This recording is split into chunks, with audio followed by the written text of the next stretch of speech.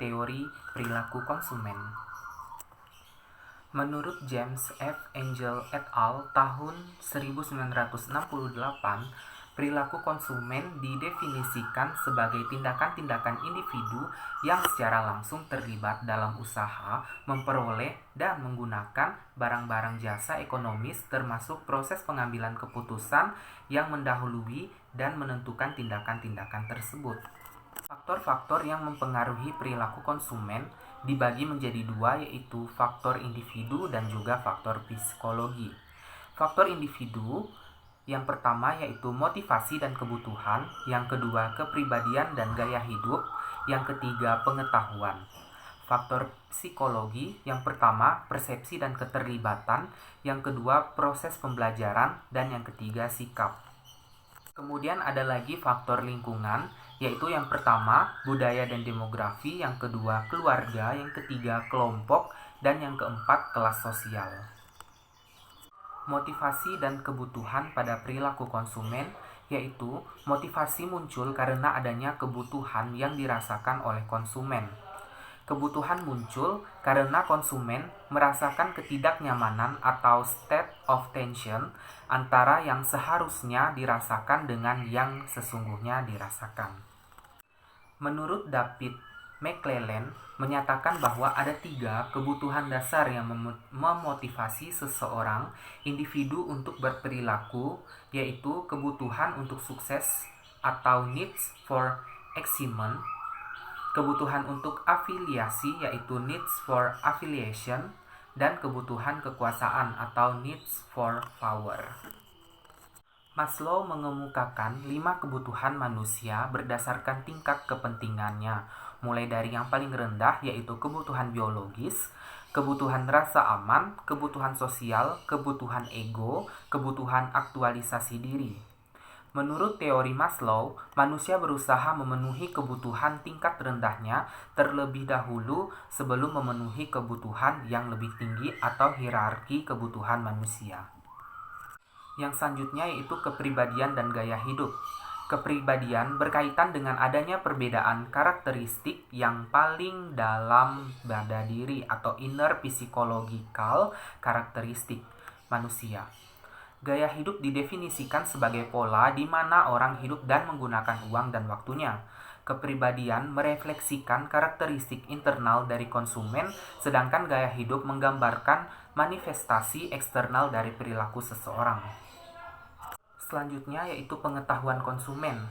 Semua informasi yang dimiliki oleh konsumen mengenai berbagai macam produk dan jasa, serta pengetahuan lainnya yang terkait dengan produk dan jasa tersebut, dan informasi yang berhubungan dengan fungsinya sebagai konsumen. Ada 3 kategori, yaitu pengetahuan objektif, subjektif, dan informasi mengenai pengetahuan lainnya. 3 macam pengetahuan yaitu pengetahuan produk, pembelian, dan pemakaian. Budaya dan demografi. Budaya merupakan suatu kepercayaan, nilai-nilai, dan kebiasaan yang dipelajari seseorang, yang dapat mengarahkan seseorang tersebut dalam menggunakan suatu barang atau jasa. Unsur budaya, yang pertama kepercayaan, yang kedua nilai, yang ketiga norma, yang keempat kebiasaan, yang kelima larangan, yang keenam mitos, dan yang ketujuh adalah simbol. Karakteristik demografi menunjukkan identitas seseorang bisa berdasarkan usia, agama, suku, bangsa, pendapatan, jenis kelamin, status pernikahan, pekerjaan, dan lokasi geografis. Selanjutnya yaitu keluarga. Keluarga merupakan 2 orang atau lebih yang dikaitkan oleh hubungan darah, perkawinan, atau pengadopsian yang tinggal bersama-sama atau terpisah. Fungsi pokok keluarga adalah adanya proses sosialisasi. Peranannya yaitu influencer, gatekeeper, decision, buyer, prepare, user, maintainer, dan organizer. Kemudian yaitu kelompok referensi, yang dimana mempunyai faktor atau informasi dan pengalaman, kredibilitas, daya tarik, dan kekuatan kelompok rujukan.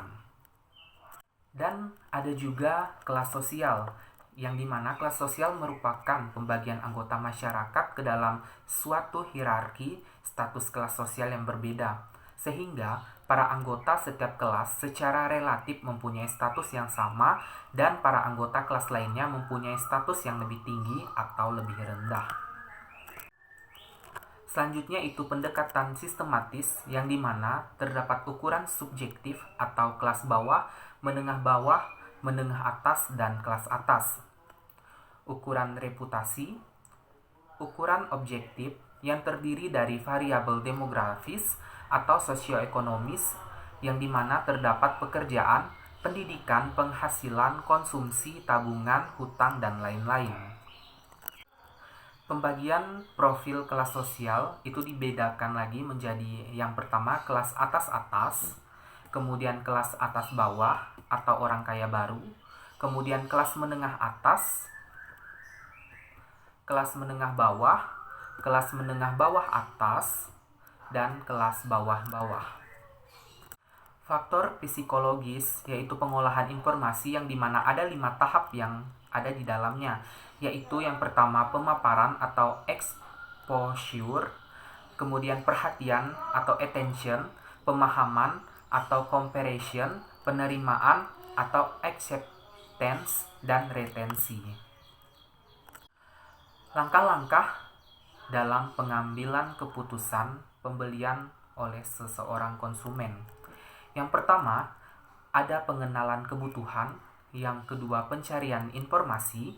Yang ketiga, evaluasi alternatif. Yang keempat, tindakan pembelian. Dan yang kelima, pengkonsumsian suatu produk. Untuk mengetahui konsumsi produk yang lebih mendalam, maka seseorang pemasar harus mengetahui 3 hal, yaitu yang pertama frekuensi konsumsi, yang kedua jumlah konsumsi, dan yang ketiga tujuan konsumsi. Selanjutnya yaitu riset perilaku konsumen, yaitu mempelajari perilaku konsumen adalah untuk memungkinkan para pemasar meramalkan bagaimana para konsumen akan bereaksi terhadap berbagai pesan yang disampaikan produsen dan untuk memahami cara mereka mengambil keputusan pembelian. Riset perilaku konsumen yaitu ada 2, yaitu yang pertama riset kuantitatif dan riset kualitatif. Riset kuantitatif menggunakan eksperimen, teknik survei, dan observasi.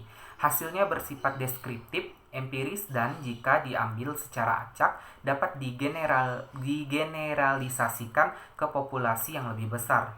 Kemudian, riset kualitatif menggunakan wawancara mendalam, kelompok terfokus, dan teknik proyeksi. Hasilnya cenderung agak subjektif, jumlah sampel sedikit sehingga temuan-temuannya tidak dapat digeneralisasikan pada populasi yang luas. Pada teori perilaku konsumen juga terdapat pengukuran perilaku konsumen, yaitu yang pertama pernyataan sendiri atau self-report, kemudian yang kedua pengamatan perilaku atau observation of overt behavior, kemudian yang ketiga teknik tidak langsung atau indirect technique quiz, kemudian yang keempat performance of objective test, kemudian yang kelima yaitu reaksi psikologis. Macam-macam ukuran pada teori perilaku konsumen. Yang pertama yaitu skala Likert, yang kedua semantic differential skala, yaitu ada lagi bagian di dalamnya. Yang pertama membandingkan skala numerik, skala staple, graphic rating scale, itemized rating scale, kemudian skala peringkat komparatif, skala dikotomi. Sekian pemaparan materi tentang teori perilaku konsumen. Saya ucapkan terima kasih.